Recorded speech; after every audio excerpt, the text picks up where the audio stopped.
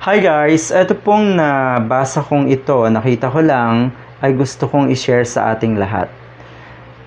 Kung meron po tayong nakikita na account, pwede nating i-follow kung saang platform man ito. Okay? So, ang sabi dito, the Villiers certainly won't have any of those colors. Come on guys, boycott all businesses of the Villiers. It's about time. Okay. Kahit ako rin naman yung mga lahat ng klase na may all, wag po natin tangkilikin. Pero yung all cheese, all meat na pizza sa Sbarro, okay po yun hindi po yun kay Villar or sa mga Villar, yung Sbarro. 'Di ba? Anyway, totoo yun. Meron kasing all meat, all cheese, hindi po yun Villar. So, yung iba na may all day, all home, or ano pa man, wag nating tangkilikin. Una, napakamahal naman din. Sobrang mahal sa all day na grocery.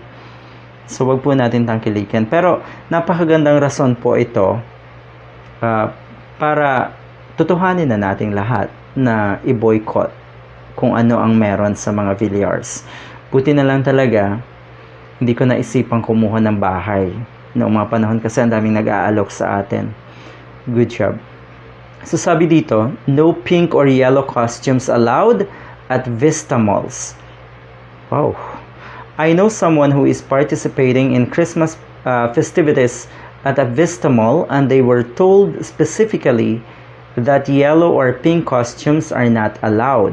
Just in case you had any doubt how petty these people are. Tama.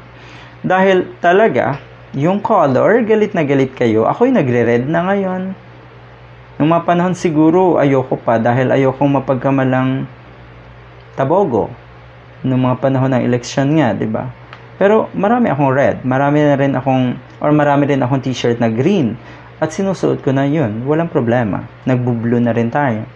Hindi naman pwedeng puro lang pink, 'di ba? Pero totoo 'yun, marami tayong pink.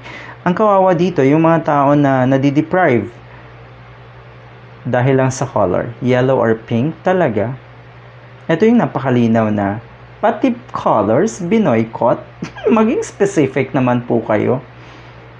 'Di ba? Targetin niyo po yung totoong dapat targetin. Pero yung color, napaka-generic na bagay. Pati yun po, gusto niyong i-boycott. Ay, sinong kawawa? Talaga? Wala kayong gamit o ano paman in color or in yellow or pink color? Siguro naman ay meron. Mas matindi to. Yung tipong binoycott nila yung wala namang kinalaman, totoong kinalaman sa mga kakamping. Dahil yung color naman, tuwing election lang yan Yung literal na color, tuwing election lang yan. Ulitin ko, marami na akong, or nakakapag-red na ako ngayon. Dahil siguro naman, pwede na. Hindi na ako mapagkakamalang tabogo. Nung una, hindi ko alam yung tabogo. Pero, yun pala yun. Tabogo. Have a good day.